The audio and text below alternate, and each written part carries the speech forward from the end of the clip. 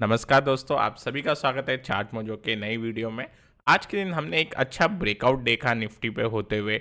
पिछले 2-3 सेशन से हम बोल रहे हैं कि इस निफ्टी के अंदर एक रिवर्सल टाइप अटेम्प्ट भी बन रहा है। ओके, हमने असेंडिंग ट्रायंगल के लोअर सपोर्ट से आज एक अच्छी मूव देखी और उसी के साथ हमने एक ब्रेकआउट भी होते हुए देखा निफ्टी के चार्ट पे। अब दोस्तों, इस ब्रेकआउट की वजह से जो हायर गैप है, एक ऊपर का एक गैप अभी फिल होना बाकी है 2150। इसकी जर्नी अब शुरू हो चुकी है मेरे हिसाब से। आने वाले कुछ दिन में हम ये गैप भी फिल कर देंगे। ओके, और अगर मोमेंटम फास्ट रहा या डाउ अगर सपोर्ट करता है तो इसी हफ्ते के अंदर भी वो अचीव हो सकता है एक गैप फिल का प्रोसेस। ओके, अभी आने वाले सेशन के लिए एक बार के लिए लेवल डिस्कस कर रहे थे। अब एकदम क्लियरिटी आ चुकी है चार्ट के ऊपर। अब यहाँ से फॉलो अप बाइंग आएगी तो ब्रेकआउट कंफर्म भी हो जाएगा। 19,920 ये लेवल है, इसके ऊपर हम ध्यान रखेंगे। 19,920 के ऊपर अगर निफ्टी निकलता है तो मेरे हिसाब से उस दिन 20 के और 20,050 का लेवल देखने मिल सकता है। ओके, ये दो लेवल हम एक बार के लिए एक्सपेक्ट कर सकते हैं। ऑन द लोअर साइड अब कोई मेजर अटेम्प्ट बनेगा नीचे जाने का मार्केट का तो अब वो 19,700 के नीचे बनेगा। अगर 19,700 के नीचे चले जाता है तो फिर कोई डाउन साइड की मूव सोच सकते हैं। हालांकि चार्ट काफ़ी स्ट्रांग है, उस हिसाब से डाउन साइड जाने के असर कम लग रहे हैं। अगर डाउन साइड जाता है कोई न्यूज़ फ्लो के कारण तो एक 100 पॉइंट यहाँ से एक बार के लिए निफ्टी कट हो सकता है 700 अगर ब्रीच करेगा तो। बट ओवरऑल मार्केट का डायरेक्शन बुलिश है। Bullish continuation pattern ascending triangle से ब्रेकआउट मिला है। बायस हमारा भी बुलिश रहेगा। बात करते हैं बैंक निफ्टी की। बैंक निफ्टी की अगर हम बात करें तो इसके अंदर गैप फिल हो जाना चाहिए। आज एक अच्छा अटेम्प्ट हुआ था but I think bank Nifty की अगर हम गैप की बात करें 44,150 के अराउंड निकल के आता है तो उसका एक प्ले डेफिनेटली है अभी बैंक निफ्टी के चार्ट पे। तो आने वाले सेशन के अंदर बैंक निफ्टी पे अगर आज का हाई हमें निकलते हुए दिखाई दिया या अगर हमको थोड़ा सेफ खेलना है तो मेरे हिसाब से 44,000 का इंपॉर्टेंट लेवल हो गया। अब इसके ऊपर गैप काफ़ी नज़दीक दिखेगा आपको। 44,150 से 200 के आसपास गैप है तो इसके अंदर फर्स्ट लेवल तो आपके 44,200 बन जाएंगे। सेकेंड लेवल 44,400 का एक बार हम अनुमान लगा सकते हैं। ऑन द लोअर साइड हम बैंक निफ्टी पे ज़्यादा फोकस नहीं कर रहे क्योंकि हमें पता है नीचे अगर बैंक निफ्टी जाएगी तो फिर ये चॉपीनेस हो जाएगा बिकॉज ब्रॉडर मार्केट की स्ट्रेंथ काफ़ी है और नीचे अगर बैंक निफ्टी जाएगी तो उसके अंदर साइडवेज होने के चांस बढ़ जाएंगे, चॉपी मूव होने के चांस बढ़ जाएंगे। डॉलर पहले डाउ का चार्ट देख लेते हैं। डाउ का चार्ट स्ट्रांग है। पिछले 2 दिन थोड़ा साइडवेज टू माइनर नेगेटिव है, कोई बड़ा कट नहीं देखने मिल रहा है यहाँ पे। और एक बड़ा रेजिस्टेंस हमें दिखाई देता है चार्ट पे 35,600 के नियर। 35,600 आई थिंक होल्ड, ये रेजिस्टेंस थोड़े टाइम तक होल्ड कर सकता है क्योंकि मूव काफ़ी फास्ट है डाउ के अंदर। बट इस हिसाब से अगर हम देखते हैं जो मैंने एक सर्कल ड्रॉ किया है कंसोलिडेशन पे, ऐसा अगर कोई कंसोलिडेशन देखने मिल जाए तो काफ़ी एक अच्छा हम उससे फीडबैक लेंगे। उससे हम समझेंगे कि स्ट्रेंथ काफ़ी है, इसलिए एक छोटा रिट्रेसमेंट वाला कंसोलिडेशन है। फिलहाल डाउ का चार्ट देख के हमें ये लगता है कि थोड़ा सेलिंग ऊपर जो आ रहा है रेजिस्टेंस के अराउंड वो ज़्यादा फास्ट सेलिंग नहीं है। तो ये चीज़ भी एक अच्छा पॉजिटिव ट्रिगर ही है निफ्टी के लिए। अनटिल एंड अनलेस कोई 2% का कोई बड़ा कट नहीं आता डाउ के चार्ट पे, जब तक आई थिंक निफ्टी का भी जो बायस है वो हमारा बुलिश ही रहेगा और ट्रेंड और डायरेक्शन भी अप साइड का क्लियर है अभी।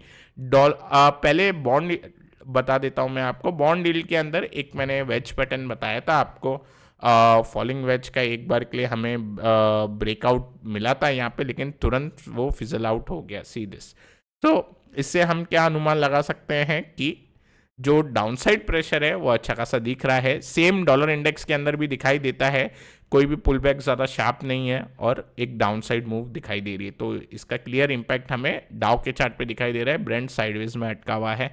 अब दोस्तों, आज के दिन हम स्टॉक्स के बारे में बात करेंगे जिसके अंदर एफएनओ और कैश दोनों काउंटर के बारे में बात करेंगे और पिछले कुछ दिनों से जो काउंटर हम देख रहे थे उसके ऊपर एक बार रिव्यू लेते हैं। आज एचपीसीएल ने एक अच्छा मूव दिया। मैंने एचपीसीएल, आपको अगर याद होगा तो मंथली चार्ट का मैंने आपको बताया था कि इसके ऊपर एक काफ़ी एक अच्छा बीओ सून लग रहा है। तो आज हमें ब्रेकआउट भी मिल गया है और इसी सेक्टर से आज मैं एक काउंटर दूंगा। ओके, उसके अंदर सिमेट्रिकल ट्रायंगल पैटर्न बना हुआ था। अब दोस्तों डेली चार्ट पे वापस चले जाता हूँ मैं। ओके, काफ़ी एक अच्छी मूव मिली। अच्छा, जब हमने डिस्कस किया था, जब क्लोजिंग 327 थी, ये एफएनओ बैन में चले गया। ओके, आज भी ये एफएनओ बैन में था बाय द वे, साइडवेज था। इसके ऊपर पॉजिटिव रिपोर्ट आई बड़े ब्रोकरेज हाउस की तरफ से, उसके बाद हमें एक अच्छी अपसाइड मूव मिली। आई थिंक ये अपसाइड मूव वैसी कंटिन्यू रहनी चाहिए। एनएमडीसी अच्छा काउंटर था, हमने ब्रेकआउट रीटेस्ट पे एक बार देख रहे थे, इसके अंदर भी एक अच्छी अपसाइड आते हुए देखने मिली है। सेल हमने एक बार डिस्कस किया था, सेल के अंदर ट्रिगर लेवल आए नहीं थे। अब मेरे हिसाब से अब आने वाले ट्रिगर लेवल, तो अब इसे हम वॉच लिस्ट पे ज़रूर रखेंगे। टाइटन की अगर बात करते हैं तो ब्रेकआउट के बाद अच्छा एक फॉलोअप मूव आया, साइडवेज फिर थोड़ा हुआ। ओके, ब्रेकआउट के बाद अब वापस ये फ्रेश अपसाइड की मूव स्टार्ट कर रहा है, तो यहाँ पे हमें एक अच्छा मूव देखने मिल रहा है। प्राज इंडस्ट्री रिसेंटली डिस्कस किया था, ब्रेकआउट हमें इसके अंदर दिखाई दे रहा था। ब्रेकआउट के बाद एक कैंडल मिली ब्रेकआउट के लेवल पे ही। ओके, एक माइनर सेलिंग, आज फिर डोजी बन गई। ओके, सो ये एक कंसोलिडेशन टाइप कैंडल होती है ब्रेकआउट के बाद, कभी कभार हम ये देख सकते हैं। मैंने टाइप्स ऑफ ब्रेकआउट के अंदर ये कवर किया हुआ है, मैंने उसको लाइव सैटरडे को एक दिन वीडियो लिया था, जहाँ पे हमने 5 टाइप के ब्रेकआउट देखे थे, ब्रेकआउट होने के बाद क्या क्या हो सकता है। ओलेक्ट्रा, इससे मेरे को उम्मीद थी, लेकिन ये ओलेक्ट्रा अच्छे से काम नहीं कर पाया। ओके, ओलेक्ट्रा के अंदर एक रेक्टेंगल कंटिन्यूएशन पैटर्न दिखाई दे रहा था, मेरे हिसाब से मेरे को लग रहा था एक साइकोलॉजिकल लेवल या प्रीवियस स्विंग हाई तक ये चले जाएगा, पर इसके अंदर जैसे ही ब्रेकआउट के बाद जो हमारे लेवल ट्रिगर हुए, उसके बाद ये इसके अंदर एक फॉलिंग देखने मिल रही है। तो ये काउंटर ने कुछ ज़्यादा खास प्रदर्शन नहीं किया। टाटा स्टील के अंदर बुलिश मारुबोजू कैंडल हमने यहाँ पे देखी थी। ओके, और इसके बाद रिवर्सल का संकेत था, उसके बाद एक अच्छा मूव देखने मिला। जेएसडब्ल्यू एनर्जी अभी भी हम इससे उम्मीद लगाएंगे। ओके, बिकॉज ये अपने ब्रेकआउट लेवल के ऊपर कंसोलिडेट कर रहा है, ये रिवर्सल हमें दिखाई दिया था, इसके अंदर एक अच्छी राइजिंग ट्रेंड लाइन है, सो इस पे हम फोकस रखेंगे। ये बजाज इलेक्ट्रिकल के अंदर फॉलिंग वेज का ब्रेकआउट है, थोड़ा साइडवेज हो सकता है, सो इस पे भी फिलहाल जो व्यू रहेगा वो हमारा जो फॉलिंग वेज का ब्रेकआउट है उस हिसाब से ही रहेगा। विप्रो की बात करें तो एक गैप फिल का अटेम्प्ट काफ़ी अच्छी तरीके से यहाँ पे देखने मिला है। बजाज ऑटो राइजिंग वेज के बाद ब्रेकआउट, इसके अंदर भी काफ़ी एक अच्छी मूव हमें दिखाई दी थी। Yes, Bharat forge symmetrical triangle breakout के बाद 2-3 दिन कंसोलिडेशन, चौथे दिन पे इसने मूव पकड़ी और इसने अपना प्रीवियस जो स्विंग लेवल था वहां तक हम पहुंच चुके हैं, इसके अंदर 1120 के अराउंड, और अगला जो इंपॉर्टेंट लेवल बनेगा 1150 बनता है। इसमें आज एक अपने रेजिस्टेंस पे पहुंचने के बाद इसके अंदर एक थोड़ा सेलिंग दिखाई दी है। मॉइल, अब ये काउंटर ने ट्रिगर दिया और इसने ट्रिगर देने के बाद ये साइडवेज हो गया। अब देखो दोस्तों, मेरा मॉइल के ऊपर व्यू अभी बुलिश रहेगा और मैंने यहाँ पे एक फ्लैग पैटर्न बनाया हुआ है। ओके, फ्लैग का अगर मैं यहाँ पे पोल बनाना चाहूँ तो यहाँ पे एक ऐसा पोल बन जाएगा हमारा, और इसके अंदर अगला जो बड़ा मूव है वो 320 के बाद देखने मिल सकता है, तो इसको भी वॉच लिस्ट में हमें ज़रूर रखना चाहिए।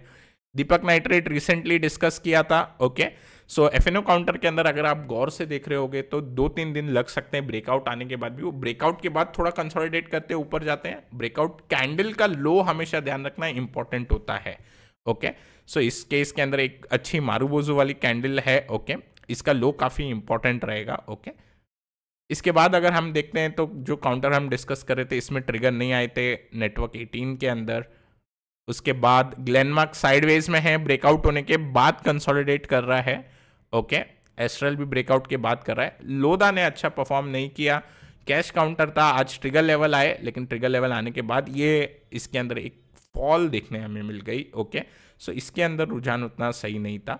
लुपिन के अंदर ट्रिगर आए नहीं है। हिंडाल्को ने अच्छा परफॉर्म किया बाय द वे। अब हिंडाल्को हमने कल के सेशन में डिस्कस किया था, लुपिन भी हमने कल के सेशन में डिस्कस किया था। सो लुपिन के अंदर ट्रिगर लेवल नहीं आए, हिंडाल्को के अंदर एक अच्छा ब्रेकआउट देखने मिला है। सीएनएच पैटर्न का ब्रेकआउट हमें हिंडाल्को के अंदर आज के सेशन में देखने मिल गया है। अब कल फिर एक अपसाइड आज का हाई अगर निकाल देगा तो एक अच्छी मूव की उम्मीद हम लगा सकते हैं। एनएमडीसी अच्छा लग रहा है, सेल अच्छा लग रहा है, हिंडाल्को, टाटा स्टील, तो मेटल काउंटर के अंदर शायद हमें एक बार के लिए मूव देखने मिल जाए। एलआईसी के ऊपर काफ़ी बुलिश है हमारा स्टांस, क्योंकि एलआईसी अगर हम फॉरेन मार्केट भी देखते हैं तो इंश्योरेंस स्टॉक काफ़ी अच्छा कर रहे हैं। सिमिलरली एलआईसी को छोड़ के जीआईसी जो हमारा दूसरा है general insurance corporation of India, वो जो कंपनी है, उसका आज अच्छा एक अपसाइड मूव देखा गया था उसमें। ओके, सिमिलरली आई थिंक जितना बड़ा ये मूव आया था, तो थोड़ा बहुत छोटा कंसोलिडेशन हायर रेंज में हम एक्सपेक्ट कर सकते हैं। तो ट्रिगर हमें मिल गया है, अब इसके अंदर थोड़ा वेट करेंगे। इसके बाद आईआरबी के अंदर ट्रिगर नहीं मिला, हमारा ये कैंडल का हाई और 40 का लेवल मैंने आपको बताया था कि काफ़ी एक इंपॉर्टेंट लेवल है, उसके बाद अच्छा ब्रेकआउट मिलना चाहिए। एमएफएसएल एक, यस एमएफएसएल भी हमने डिस्कस किया था, आई थिंक सो। बीओसून के बाद इसने यहाँ पे एक कंसोलिडेशन दिखाया ब्रेकआउट से पहले, और फिर अभी अपसाइड मूव दिखाई दे रही है। अब दोस्तों, मैंने आपको ये अपडेट क्यों दिया, क्योंकि काफ़ी टाइम से काफ़ी लोग पूछते हैं कि ओके सर, वो काउंटर का अब क्या व्यू बन रहा है। तो ये जो काउंटर पे हमने चार्ट स्टडी की थी, उस हिसाब से सब राइट नहीं जाएंगे चार्ट स्टडी, कुछ चार्ट स्टडी रॉन्ग जाएगी, कुछ चार्ट स्टडी पे हम जो पैटर्न बनाते हैं वो फेल होते हैं, और कुछ चार्ट स्टडी पे जैसा पास्ट हिस्टोरिकली पैटर्न पे जो बिहेवियर देखा गया है, उसी राउंड्स पे हम देखते हैं कि मार्केट भी वैसा ही कर रहा है। तो हमें बस उन्हीं पैटर्न के ऊपर वो जो पोजीशन क्रिएट हो जाती है उनके साथ ही रहना है। ओके, अब आने वाले सेशन में टाटा मोटर्स के चार्ट पे हम ध्यान रखेंगे। टाटा मोटर्स एक फ्लैग पैटर्न बनाया हुआ है अभी यहाँ पे। ओके, और उसका आज एक ब्रेकआउट मिला है। सो टाटा मोटर पे मैं ब्रेकआउट सुन इसलिए नहीं दे रहा था क्योंकि हमने इसको पहले एक बार मल्टी ईयर ब्रेकआउट स्टॉक के अंदर कवर किया था, जो ये मंथली चार्ट पे हमने बताया था। अगर जो वीडियो रेगुलरली देखते हैं उनको ये आइडिया होगा। उसके बाद इसने 2-3 महीना कुछ नहीं किया। ओके, और फाइनली अभी हमें ब्रेकआउट मिल रहा है। सो बीओसून इसलिए नहीं दिया क्योंकि ये थोड़ा यहाँ पे कंफ्यूज कर रहा था। ओके, और आज फाइनली चार्ट स्ट्रक्चर देखने के बाद लग रहा है कि 700 के लेवल के पार जैसे ही टाटा मोटर निकलेगा, ये जो फ्लैग पैटर्न अभी यहाँ पे एक बना है, इसका एक बार के लिए लेवल अचीव होना चाहिए। तो मैं इसका लेवल अभी प्लॉट कर देता हूँ। तो आपको इसके अंदर नियर अबाउट 700 का लेवल ब्रीच होने के बाद 712 का फर्स्ट इंट्राडे एक बार लेवल देखने मिल जाएगा, और वो लेवल निकलने के बाद मेरे हिसाब से ये जो मंथली पे ऑल टाइम हाई का ब्रेकआउट हुआ था, उसकी भी जो मूव ड्यू है वो उसके बाद मिल जानी चाहिए। तो 700 के लेवल पे हम इसके ऊपर ध्यान रखेंगे टाटा मोटर्स के चार्ट पे। नेक्स्ट काउंटर निकल के आता है एफएनओ में से ही, वो है आईओसी ने एक सिमेट्रिकल ट्रायंगल का ब्रेकआउट दिया है। ओके, और सिमेट्रिकल ट्रायंगल का ब्रेकआउट देने के अगर आप पैटर्न देखोगे तो आपको एक गैप दिखाई देगा। आप बोलोगे सर ये इतना बड़ा गैप कैसे बन गया? ये डिविडेंड गैप है, इस दिन डिविडेंड अनाउंस हुआ था इसलिए ये गैप बना। बट काउंटर ने एक अच्छा सिमेट्रिकल ट्रायंगल फॉर्मेशन बनाया डिविडेंड के बाद, और आज हमें ब्रेकआउट दे दिया। तो आने वाले सेशन में 109 लेवल ब्रीच होने का मैं वेट करूंगा। 109 लेवल अगर आने वाले सेशन में ब्रीच हो जाएगा तो उसके अंदर हम डेफिनेटली फिर इसकी जो कंटिन्यूएशन है मूव की अपसाइड की, वो हम देख पाएंगे। अब दो कैश काउंटर, पहला है SCI shipping corporation of India. Okay, अब इसके अंदर एक सिमेट्रिकल ट्रायंगल बना है। ओके, ये एक सपोर्ट या हम बोल सकते हैं कि एक बार साइडवेज के बाद जो डाउन मूव आई उसके बाद ये पैटर्न बना है। मैंने इसको इसलिए चूज किया है कि इसके अंदर मेरे को थोड़ी वॉल्यूम भी अच्छी दिख रही है। पिछले 2-3 सेशन में हम देख सकते हैं कि वॉल्यूम के अंदर थोड़ा एक्शन बनते हुए दिखाई दे रहा है। साथ ही साथ इसमें अटेम्प्ट हुआ है, अगर मैं इसको फर्स्ट कैंडल मार्क करूँ, second and third. Okay, first second candle पे अटेम्प्ट हुआ और आज के कैंडल पे फाइनली इसने एक अच्छी स्ट्रॉन्ग मूव दिखाई है, स्ट्रॉन्ग कैंडल की तरह क्लोजिंग मिली है। आने वाले सेशन में 141 पे हम ध्यान रखेंगे। 141 अगर लेवल ब्रीच होता है तो मेरे हिसाब से इसके अंदर एक ब्रेकआउट आ जाएगा, और ब्रेकआउट के बाद सिमेट्रिकल ट्रायंगल के बाद एक रिवर्सल वाली मूव अपसाइड की जनरेट हो सकती है। तो SCI को हम कैश काउंटर, इसके ऊपर हम वॉच रखेंगे। सेकेंड जो है वो है शोभा लिमिटेड। अब शोभा लिमिटेड की बात करें तो पेनेंट पैटर्न इसके अंदर बना हुआ है। ओके, पेनेंट पैटर्न इसके अंदर एक पोल है। ओके, तो आप ये एक अपसाइड देख पा रहे हैं, मैंने रेड लाइन से अप जो इधर बनाया है। उसके बाद एक छोटा कंसोलिडेशन है इसका। अगर आर्ली चार्ट दिखाऊंगा तो इसमें आपको एक असेंडिंग ट्रायंगल फॉर्मेशन भी दिखाई देगा। ओके, पेनेंट का अगर हम हेड वाला पार्ट बोलते हैं या फिर हम बॉडी बोलते हैं पेनेंट की, तो वो असेंडिंग ट्रायंगल फॉर्म में है। इसका एक क्लियर हमें ब्रेकआउट दिखाई देता है 906 रुपये पे।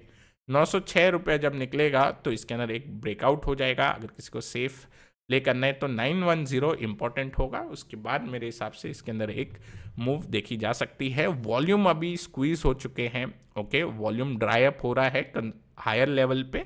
एक बाइंग के साथ जब वॉल्यूम दिखाई देगी, ओके, तो डेफिनेटली इसके अंदर अपसाइड की मूव मिलनी चाहिए। तो दोस्तों ये 4 काउंटर पे हमारी वॉच रहेगी, और हम आशा करते हैं आपको ये जो चार्ट स्टडी हम करते हैं वो हेल्पफुल है, ओके। और जो नए हैं हमारे चैनल पे वो ज़रूर सब्सक्राइब करें। Till then take care, I will meet you in a next video.